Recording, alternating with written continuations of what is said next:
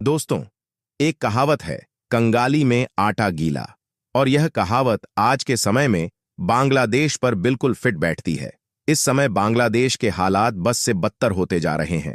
जब आर्थिक समस्याएं बढ़ रही हैं, तो ऐसे में भारत ने बांग्लादेश के पावर सेक्टर पर बड़ा एक्शन लिया है। ये वो कदम है जिसकी उम्मीद और आशंका लंबे समय से लगाई जा रही थी। भारत ने स्पष्ट कर दिया है कि बांग्लादेश का बकाया पैसा चुकाने में देरी के कारण अब उन्हें इस कदम के लिए मजबूर होना पड़ा है। अडानी पावर ने बांग्लादेश पावर डेवलपमेंट बोर्ड यानी कि पीडीबी को पहले ही चेतावनी दी थी। 27 अक्टूबर को अडानी ने पीडीबी को एक पत्र भेजा था, जिसमें 30 अक्टूबर तक बकाया चुकाने की मांग की गई थी। इस पत्र में अडानी का कहना था कि अगर भुगतान नहीं हुआ तो वह 31 अक्टूबर से बिजली सप्लाई को रोक सकते हैं, जो कि पावर परचेस एग्रीमेंट के अनुसार उनका अधिकार है। क्या हम ये कह सकते हैं कि बांग्लादेश के इस संकट ने हमें एक महत्वपूर्ण सबक सिखाया है? अडानी के एक अधिकारी के अनुसार बिजली की कीमतों में हाल ही में किए गए संशोधन ने इस संकट को और बढ़ा दिया है। अब सवाल यह है कि क्या बांग्लादेश इस कठिनाई से उभर पाएगा या फिर यह स्थिति और भी गंभीर हो जाएगी? यहां हम एक महत्वपूर्ण सवाल उठाते हैं। क्या बांग्लादेश को अपने आर्थिक संकट को सुलझाने के लिए भारत की मदद की आवश्यकता है? दोस्तों, यह समय है कि हमें अपनी सोच को आगे बढ़ाना होगा और यह समझना होगा कि इस संकट में ही शायद बांग्लादेश का भविष्य छिपा है। इसलिए इस चर्चा को आगे बढ़ाते हैं और देखते हैं कि आने वाले दिनों में यह स्थिति किस दिशा में जाती है। दरअसल हालात ऐसे हैं कि Bangladesh power development board PDB हर हफ्ते लगभग 18 मिलियन डॉलर की पेमेंट कर रहा है, लेकिन अडानी का बिल अब 22 मिलियन डॉलर प्रति हफ्ते से अधिक हो गया है। इसका मतलब साफ है कि बकाया लगातार बढ़ता जा रहा है। इस समस्या का एक और बड़ा पहलू यह है कि पहले एक अतिरिक्त समझौता था जिससे कोयले की कीमतें नियंत्रित रहती थीं, लेकिन जब वह समझौता खत्म हुआ तो अडानी ने पावर परचेस एग्रीमेंट पीपीए के अनुसार कीमतें बढ़ा दीं। यह मूल्य वृद्धि इंडोनेशिया और ऑस्ट्रेलिया के कोयला इंडेक्स पर आधारित है। और अब बांग्लादेश की स्थिति और भी खराब हो गई है, खासकर जब देश में डॉलर की कमी और आर्थिक संकट भी है। पिछले कुछ महीनों में अडानी ने बांग्लादेश की अंतरिम सरकार से पेमेंट के मसले को सुलझाने का अनुरोध किया है। कंपनी का कहना है कि सप्लाई रोकने की स्थिति में भी वह पीपीए के तहत अपनी क्षमता पेमेंट की रिकवरी का अधिकार रखते हैं। यहां एक सवाल उठता है, क्या बांग्लादेश इस आर्थिक दुविधा से उबर पाएगा? अभी बांग्लादेश की स्थिति कुछ ठीक नहीं है। रात में करीब 1600 मेगावाट की बिजली की कमी हो रही है, जबकि अडानी पावर का 1496 मेगावाट का प्लांट फिलहाल केवल 700 मेगावाट ही जनरेट कर पा रहा है, यह भी केवल एक यूनिट से। बांग्लादेश में चल रहे इस बड़े पावर क्राइसिस के पीछे एक बड़ा कारण अडानी ही है।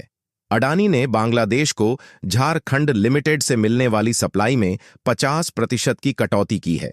बांग्लादेश पर अडानी का लगभग 846 मिलियन डॉलर यानी कि करीब 7,000 करोड़ रुपए का बकाया है। यही कारण है कि यह बड़ा कदम बांग्लादेश के ऊपर भारत की अडानी कंपनी के द्वारा लिया गया है। तो सवाल यह है कि क्या बांग्लादेश इस संकट से उबर पाएगा या यह स्थिति और भी गंभीर हो जाएगी? दोस्तों, यह एक गंभीर विषय है और हमें इसे विस्तार से समझने की जरूरत है।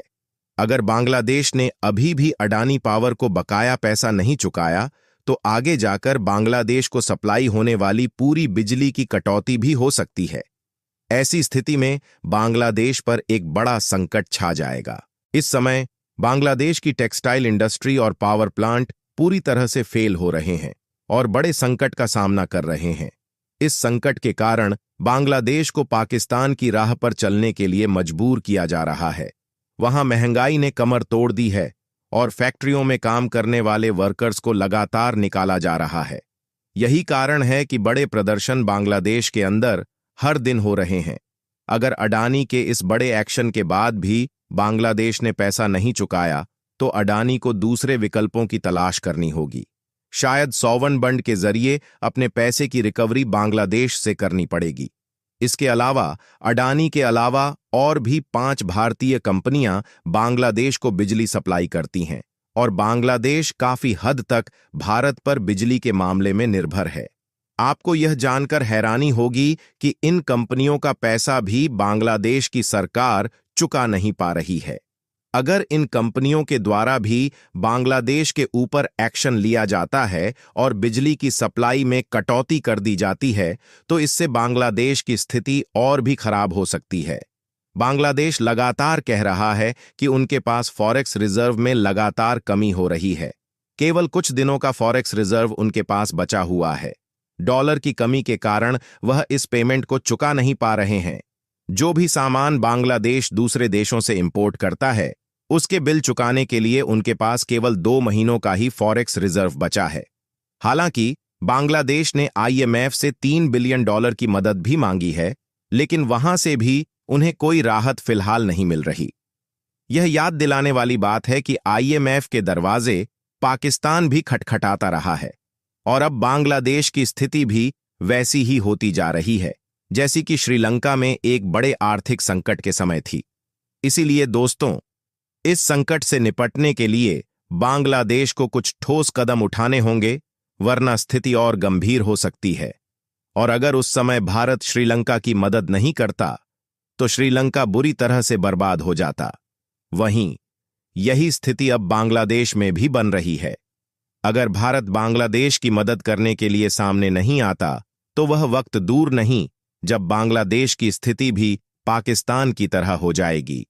बार बार IMF से फंड लेने के लिए उनके दरवाजे खटखटाने पड़ेंगे और IMF की शर्तों को भी मानना होगा।